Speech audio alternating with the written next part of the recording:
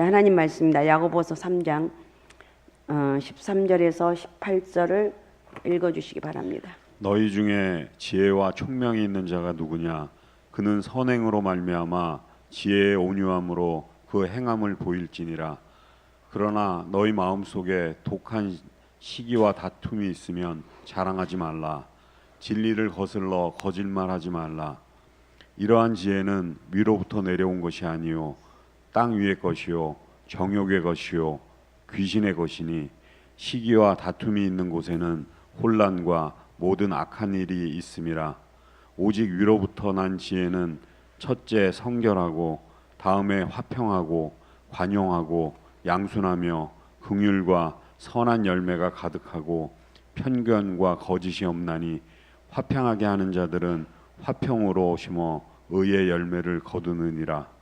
아멘. 자, 오늘은 하늘 지혜로 삽시다. 하늘 지혜로 삽시다. 사람은 누구나가 지혜롭게 살길 원합니다. 그죠? 맞습니까? 네, 아멘 하신 분에게 지혜가 충만하시기 바랍니다. 네, 좀 전에 아멘 하신 분들, 지혜롭게 사는 것이 인생을 행복하게 준다는 걸 압니다. 지혜 속에 삶의 어려움을 이겨나가는 방법이 있고 그 어려움 속에서 기쁨을 잃어버리지 않는 삶을 살게 해준다는 것을 우리는 너무 잘 알고 있어요. 그러니까 우리에게 최고의 능력을 구하는 것은 어떤 것도 아니고 지혜를 구하는 거예요.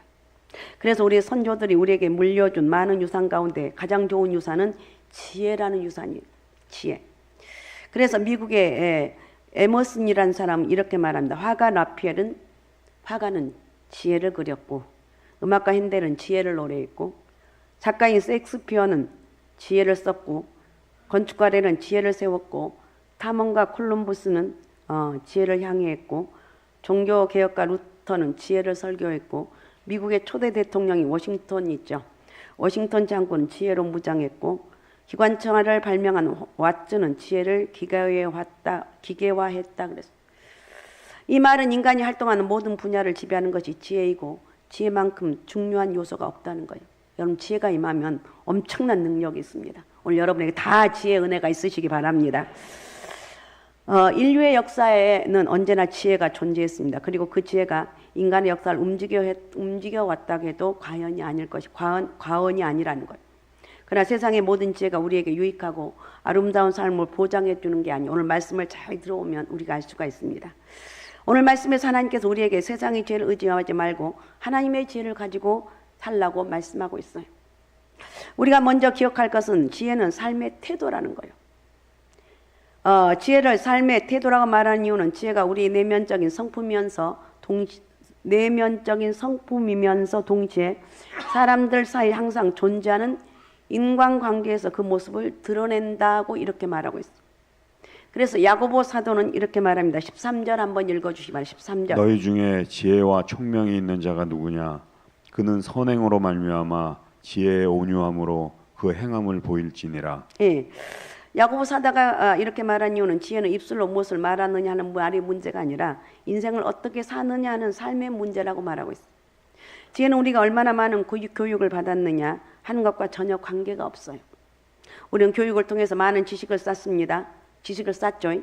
그러나 많은 지식을 갖고 있다 하더라도 그것이 지혜는 아니에요. 때로 우리 인간이 가지는 많은 지식이 그 사람을 교만하게 만들고 변민에 휩싸이게도 만듭니다. 그러나 지혜는 어떤 거냐? 우리를 겸손하게 하고 삶의 질서를 가져다 주는 게 지혜라는 거. 그래서 야고보 사도는 우리에게 지혜가 부족하기 때문에 우리 주위에 모든 문제가 일어난다고 말하고 있어요. 자, 14절에서 16절을 읽어주시기 바랍니다. 그러나 너희 마음속에 독한 시기와 다툼이 있으면 자랑하지 말라. 진리를 거슬러 거짓말하지 말라. 이러한 지혜는 위로부터 내려온 것이 아니요 땅 위의 것이요 정욕의 것이요 귀신의 것이니 시기와 다툼이 있는 곳에는 혼란과 모든 악한 일이 있음이라. 아멘. 지혜가 부족한 뭔가 종류의 무질서와 문제들이 일어난다는 거예요. 혼돈과 혼란을 야기시키는 것은 지혜가 부족하기 때문이다고 말하고 있어요. 우리들의 가정 안에 아직도 풀리지 않는 갈등으로 인해서 힘들어하신 분들이 있다면, 또 직장이나 사업의 문제가 우리의 마음의 평안을 앗아가고 밤잠을 설치게 하고 있다면, 또 이웃이나 사람들 사이에 불편한 관계 때문에 마음이 늘 무거워서 고통스러움 들인 마음이 있다면 오늘 말씀 속에서 우리에게 참된 지혜가 부족하기 때문이다. 이렇게 생각하면 돼요. 이런 일들 우리 주위에 아직도 존재하는 것이라고 말씀하고 있어요. 그래서 하늘의 지혜가 아닌 세상에서 얻어지는 지식이나 세상의 지혜를 가지고 살아가려 하다 보니까 그런 문제들에 시달릴 수밖에 없어요. 오늘 여러분 하늘의 영적인 지혜가 여러분 가운데 풍성하게 임하시기 바랍니다. 할렐루야. 하늘의 지혜를 나에게 허락하여 주옵소서. 한번 자 따라해 봅시다. 따라해 봅시다. 하늘의 지혜를 나에게 허락하소서. 네, 오늘 기도할 때 하늘의 지혜를 달라고. 하늘의 지혜를 주옵소서. 그래서 야고보 사도는 우리의 삶을 힘들게 하는 세상의 지혜를 갖는 것은 결코 우리를 행복으로 이끌어주지 못한다고 강조하고 있습니다. 세상의 지혜는 오히려 우리의 삶을 더 복잡하고 힘들게 만들 뿐이라는 거예요. 그래서 15절에 보면 세상의 지혜는 뭐라고요? 귀신의 것이다 그래서. 와, 귀신의 것이래요. 세상의 지혜가 귀신의 것이란 말씀은 세상의 지혜는 하나님께로부터 온 것이 아니라는 거예요.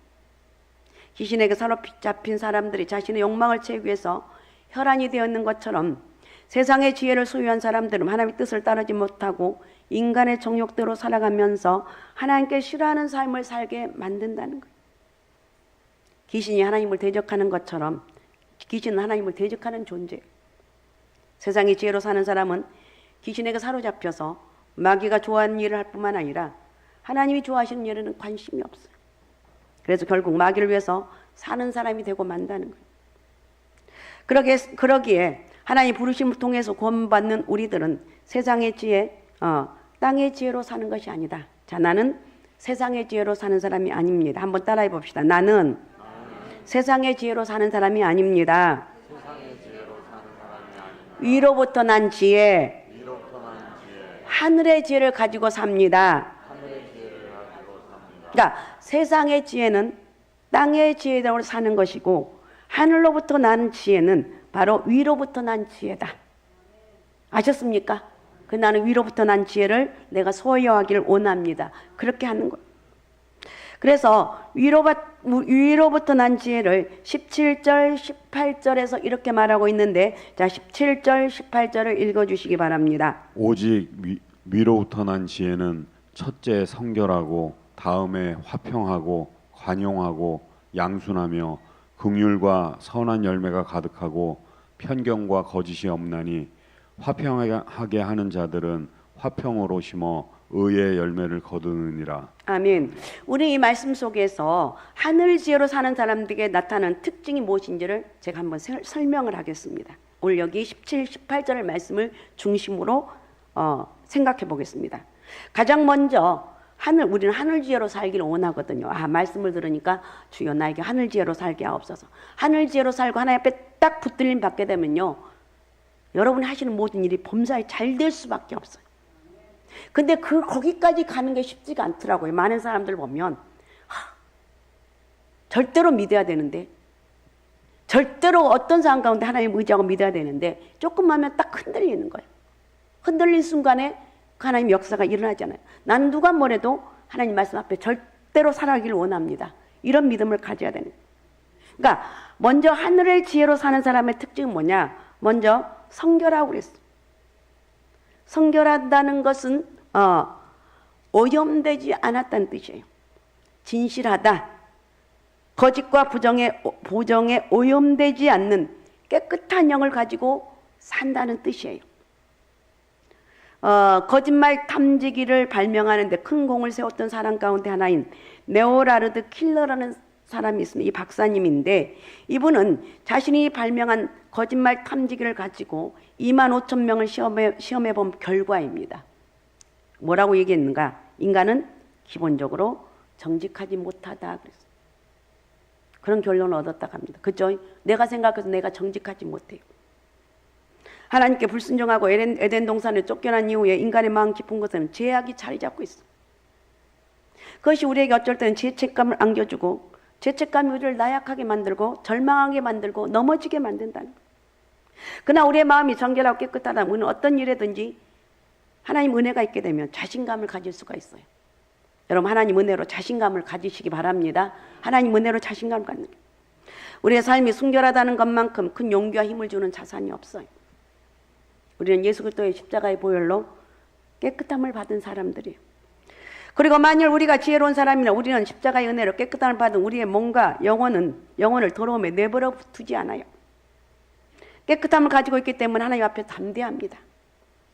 땅의 지혜는 우리로 자꾸만 하나님의 눈을 피하도록 만들지만 하늘의 지혜는 하나님과 사람 앞에서 용기를 주고 힘을 줍니다. 오늘 이 하늘의 지혜가 오늘 저와 여러분에게 크게 임하시기 바랍니다. 아셨습니까? 하나님 앞에 담대히 나갈 수 있게 하고 사람들 앞에서 두렵지 않게 만들어요. 그래서 위로부터 난 지혜는 첫 번째 성결하다 그랬어요. 성결이다. 그 다음에 두 번째, 하늘로부터 난 사람은 다른 사람의 분노를 자극하지 않는다고 그랬는데 17절 한번 읽어봅니다. 17절 읽어주시기 바랍니다. 오직 위로부터 난 지혜는 첫째 성결하고 다음에 화평하고 관용하고 양순하며 긍휼과 선한 열매가 가득하고 편견과 거짓이 없나니. 예. 두 번째는 뭐냐? 첫 번째는 성결이라고 그랬고 두 번째는 뭐라고요? 화평입니다. 화평. 지혜로운 사람은 화평을 유지하며 살아가고 다른 사람과 함께 일할 때도 화평을 유지하면서 일을 합니다. 그러니까 이 말은 뭐냐? 아까 얘기했듯이 하늘 지혜로 사는 사람은 다른 사람의 분노를 자극하지 않는, 화평한 사람은 분노를 자극하지 않는다는 거. 다툼을 멀리한다는 뜻이에요. 잠언 20장 3절에 보면 다툼 멀리하는 것이 사람에게는 영광인데 미련한 자는 오히려 다툼을 일으킨다. 여러분 가는 곳마다 다툼이 일어나면 여러분 지혜로운 사람이 아니에요. 문제가 있고 여러 가지로 절망적이고 싸움 있는 거 이런 거면 아이고 뭐 이런 것 때문에 그러냐고 이러면서 이런 말 한마디가 그 문제를 잠잠할 수 있는 능력이 있다는 거예요. 여러분 그런 능력의 사람이 되시기 바랍니다. 그러니까 우리는 화평의 사람이 되라고 말하고 있어요. 다툼을 멀리하는 것이 지혜로운 사람이고 다툼을 일으킨 사람 미련하고 지혜 없는 사람이라는 거예요. 그래서 하늘 지혜로 사는 사람 화평을 사랑하고 화평한 관계를 유지하는 거예요. 다른 사람과 화평한 관계를 유지하기 위해서는 다른 사람들이 분노를 자극할 수가 없습니다. 다른 사람의 분노를 자극하지 않기 위해서 우리는 먼저 자신이 우리의 분노를 절제할 수가 있어야 돼요. 자, 잠언 14장 29절을 읽어주시기 바랍니다. 노하기를 더디하는 자는 크게 명철하여도 마음이 조급한 자는 어리석음을 나타내느니라. 아멘. 노하기를 더디하는 자는 크게 명철하다고 그랬어요. 너무 화를 많이 내지 말라는 거예요. 화를 참으라는 거예요. 내가 참을 수 없고 예수 그리스도의 은혜가 임하게 되면 참을 수 있어요. 성질을 더럽게 잘 낸 사람 있죠. 저 이럴 때는 웃어요. 내가 웃기는 말 있잖아요. 그런 사람은 절대 안 돼요. 마음이 조급한 자는 어리석다 이렇게 말하고 있어요. 지혜를 가르쳐주는 잠언에서 우리에게 가르쳐주는 하늘 지혜는 성급하게 분노를 나타내지 않는 거라고 말하고 있어요.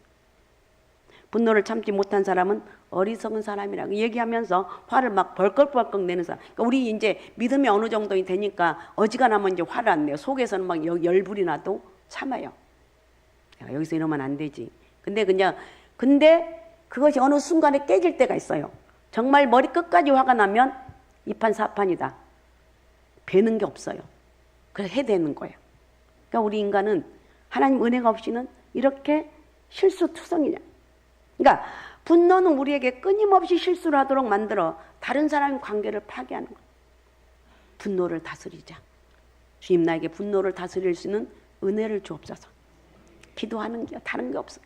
그 다음에 세 번째, 하늘 지혜로 사는 사람 다른 사람의 감정을 작게 여기지 않습니다. 17절 다시 한번 읽어주세요. 17절. 오직 위로부터 난 지혜는 첫째 성결하고 다음에 화평하고 관용하고 양순하며 긍휼과 선한 열매가 가득하고 편견과 거짓이 없나니. 네, 세 번째 특징 관용이라고 말해서 관용. 그러니까 첫 번째 성결, 두 번째 화평, 세 번째 관용입니다.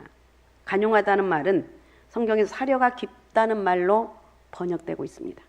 사려 깊다는 것은 다른 사람의 감정을 생각해 준다는 것.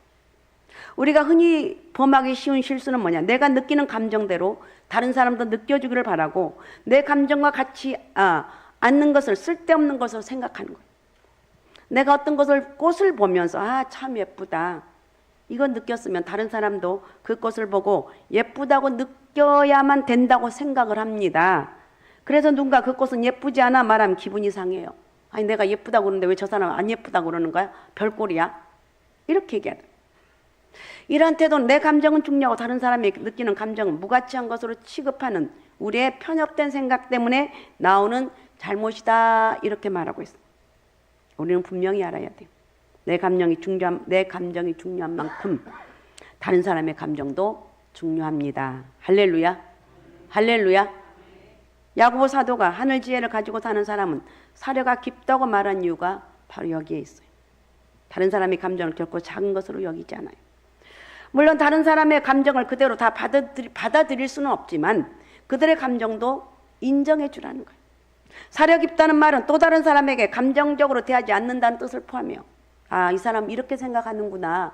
근데 이게 기분 좋을 때, 그러니까 성령의 은혜가 있을 때 이게 가능한 것 같아. 그런데 이 꼭지가 돌면 도대체 왜 그러는데?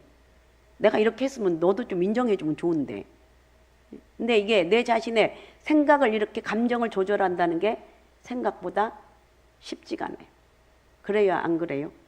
엄마들 가정에서 애들한테 처음에는 좋게 하다가 말 안 들으면 꼭지가 돌아요, 안 돌아요?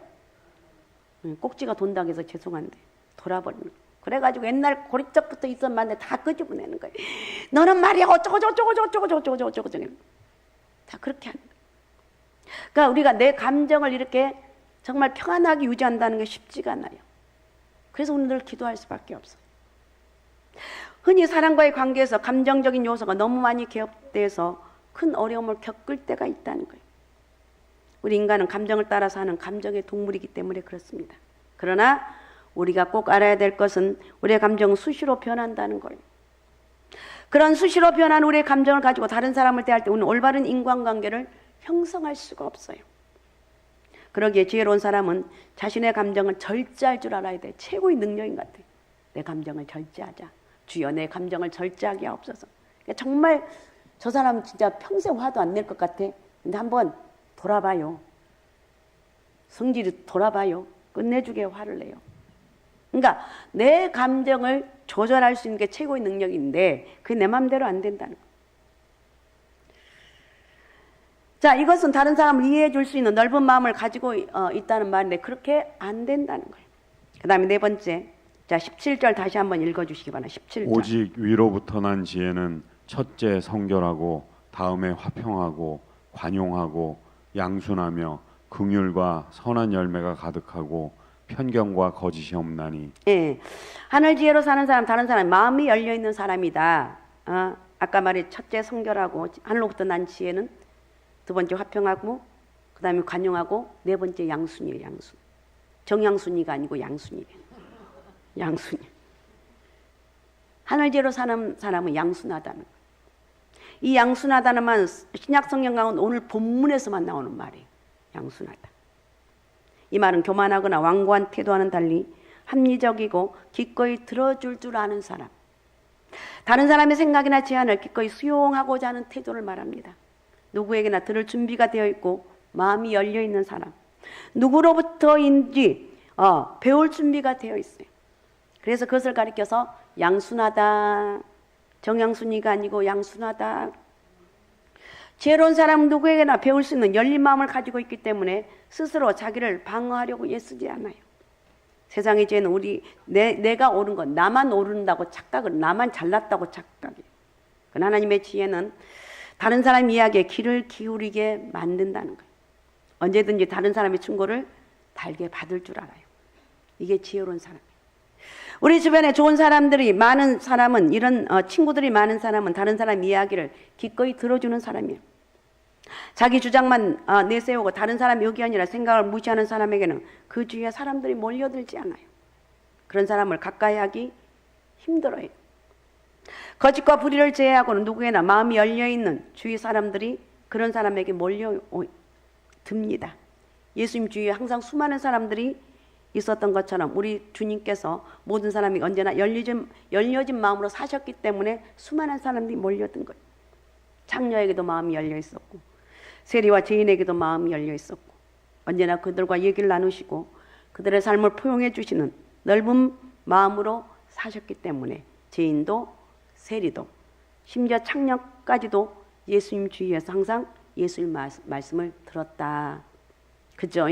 우리 성경에 잘 알고 있습니다. 그 다음에 5번째 17절 다시 한번 읽어주십시오. 오직 위로부터 난 지혜는 첫째 성결하고 다음에 화평하고 관용하고 양순하며 긍휼과 선한 열매가 가득하고 편견과 거짓이 없나니. 예, 5번째 하늘지혜로 사는 사람은 다른 사람 실수를 들춰내지 않는 거예요. 긍휼과 선한 열매가 가득하다고 말하고 있죠. 사람들은 남의 실수를 들춰낸 것을 엄청나게 좋아해요. 거기에서 쾌감을 느껴. 어머, 저 사람이 오늘 이렇게 했는데 별꼴이야. 그지? 맞아 별꼴이야. 별꼴. 운주야 별꼴이지. 맞아 별꼴이야. 별꼴. 지네들끼리 얘기하면 또 그래요. 그래서 좋은 일을 하거나 선한 일을 한 것에는 별로 관심이 없어요. 반대 누군가가 실수를 하고 잘못하면 그것이 금세 소문이 나요. 또 몇몇이 모여 다른 사람에 대해서 얘기할 때 그 이야기의 대부분이 사람들의 약점이나 실수를 들춰내 이야기하는 것을 즐겨요. 그래서 한참 남 흉보고 나 뭐라 그래? 아이고 속이 다 시원하다. 그래요. 속이 다 시원해. 다른 사람의 장점이나 선한 모습을 이야기거리로 삼는 경우가 많지 않다는 거예요. 우리가 그렇게 다른 사람의 약점이나 실수를 이야기하기 좋아하는 이유는 그렇게 함으로써 내 자신의 사실은 죄악을 마음을 감추고 싶어 하는 인간의 본성 때문이라고 그럽니다. 그래서 대부분의 사람들이 다른 사람에 대해서 악평한 것을 즐겨요. 우리가 농담을 하거나 다른 사람과 우스개로 장난을 칠 때에도 언제나 다른 사람의 약점을 들춰내고 그것을 재미있어요. 하나님께서는 오늘 야고보서를 통해서 야고보 사도를 통해서 우리에게 그런 것은 바보 같은 짓이다. 바보 같은 짓이라 가지고 분명하게 말씀하고 있어요. 그래서 지혜는 긍휼이 가득합니다. 긍휼은 다른 사람의 약점이나 실수를 들춰내는 것이 아니라 감추어 주는 것이라고 말하고 있어요. 하나님의 긍휼하심이 우리의 죄악된 과거를 감추어 주셨습니다. 하나님께서 우리의 실수와 잘못을 드러내지 않았어요. 다른 사람의 실수를 들춰내는 건 세상의 지혜고 자신의 인간적 정욕 때문에 하는 것이고 더 나아가 마귀가 좋아하는 것이다. 사람들은 다른 사람의 실수를 오랫동안 기억하기를 좋아해요. 그렇죠? 부부간에도 어때요? 옛날에 잘못했던 것들을 어떻게 그렇게 그냥 끄집어내서 좋아하는지. 기분만 나쁘면 그 얘기를 해요. 그래요, 안 그래요, 부부들? 안 그런가요? 우리 박 권사님하고 우리 장로님 두 분이 워낙 좋으셔서 안 그러겠지만 근데 보통 사람들은 그렇다는 거예요. 어쨌든 우리는 지혜로운 사람이 다른 사람이 실수를 했을 때 그 실수를 빨리 잊어먹어라. 직국에 들춰내지 말고 깨끗이 우리 머릿속에 지워버려라. 그 실수로 그 사람 전체를 판단하지 말고 오히려 실수를 통해서 다시금 올바른 자리로 돌아올 수 있도록 격려해 주라는 거예요. 그것이 지혜가 갖는 긍휼이란 특성. 그 다음에 6번째로 17절 다시 한번 읽어주시면 17절. 오직 위로부터 난 지혜는 첫째 성결하고 다음에 화평하고 관용하고 양순하며 긍휼과 선한 열매가 가득하고 편견과 거짓이 없나니. 예, 하늘 지혜로 사는 사람은 자신의 약점을 숨기려고 자신을 가장하지 않는다 그랬어.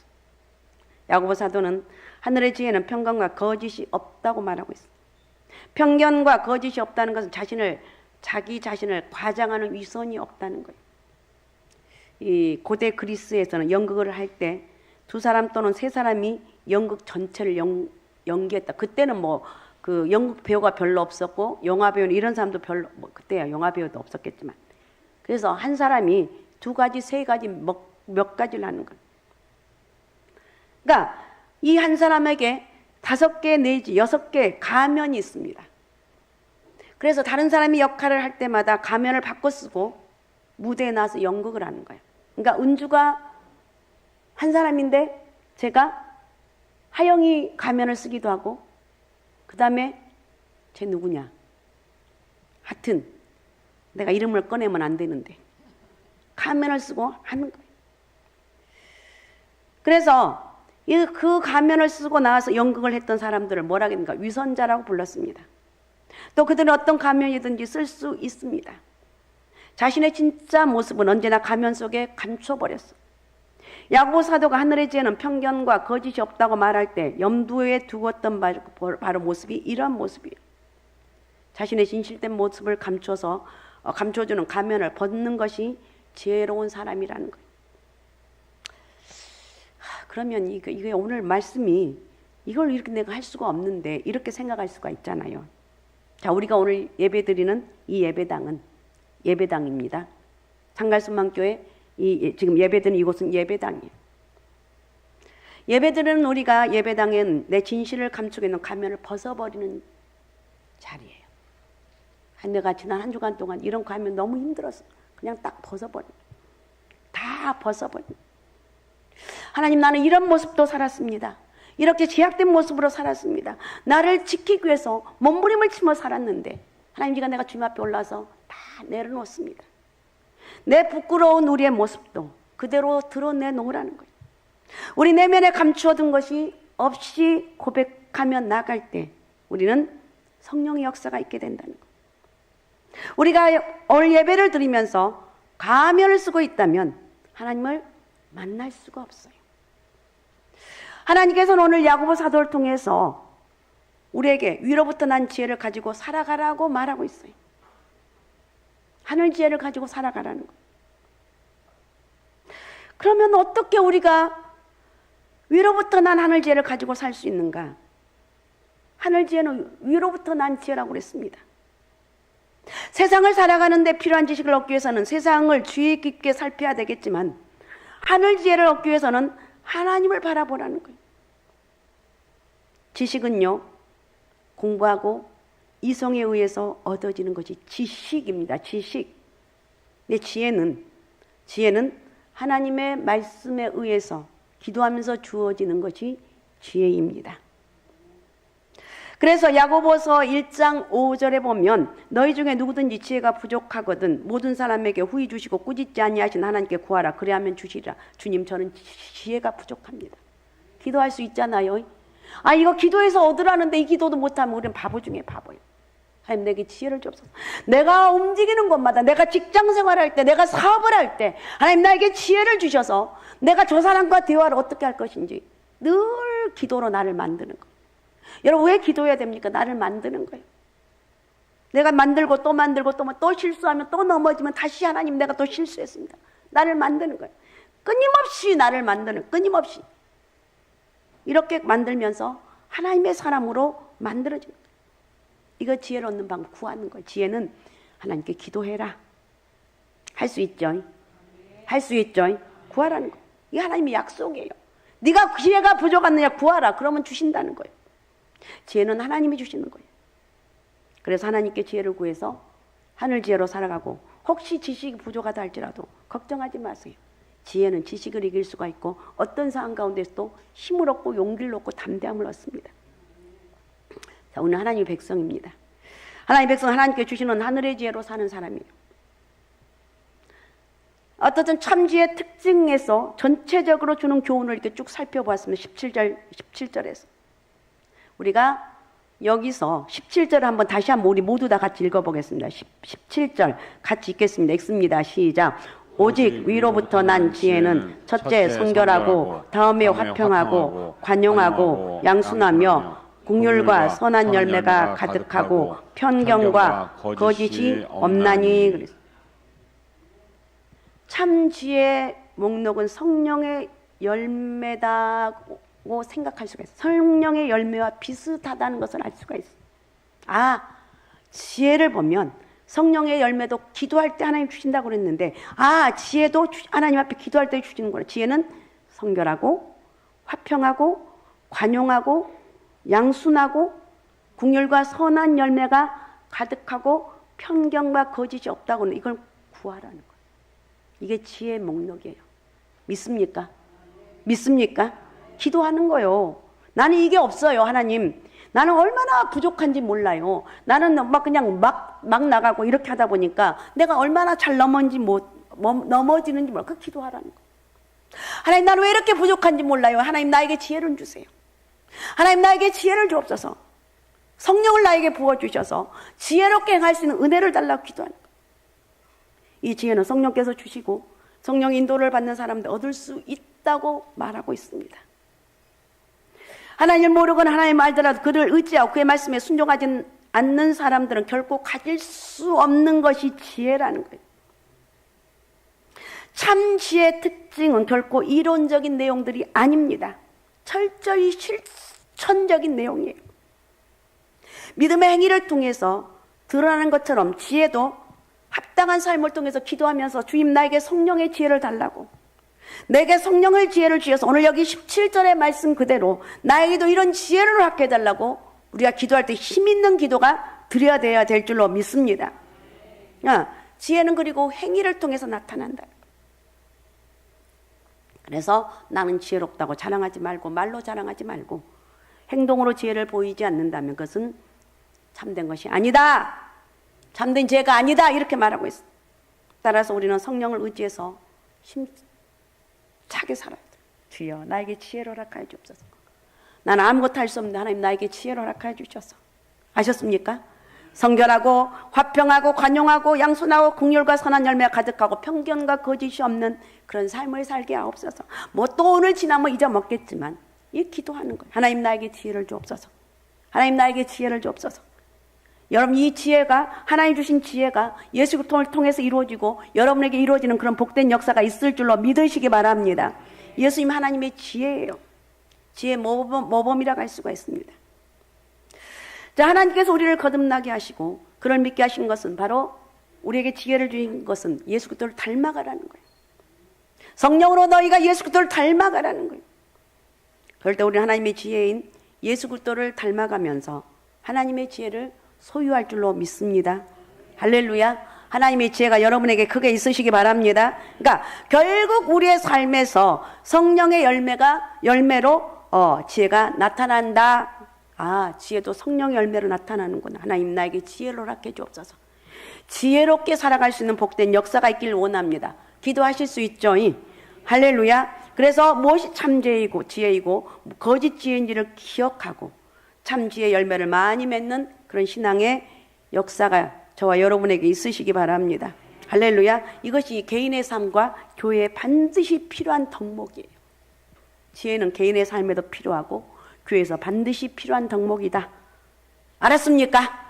여러분의 하나님의 지혜가 여러분에게 있으시기 바랍니다. 그래서 오직 예수, 오직 믿음, 오직 성령 충만함으로 주여 나에게 하늘의 지혜를 허락해 주옵소서, 이렇게 기도하면서 이 지혜가 가득 넘치는 그런 역사가 있으시기 바랍니다. 자, 17절 다시 한번 읽고 우리 같이 기도하겠습니다. 17절.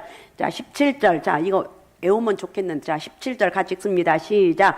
오직 위로부터 난 지혜는 첫째 성결하고, 다음에 화평하고 관용하고 양순하며 긍휼과 선한 열매가 가득하고 편견과 거짓이 없나니. 아멘. 할렐루야. 자, 이런 하늘의 지혜가 오늘 저와 여러분에게 있으시기 바라고 오늘 기도하는 거예요. 또 잊어먹겠지만 하나님 나에게 이 지혜를 허락해 주셔서 믿음으로 승리하게 도와주옵소서. 기도하며 삽시다잉. 기도하며 나아갑시다잉. 자, 기도문.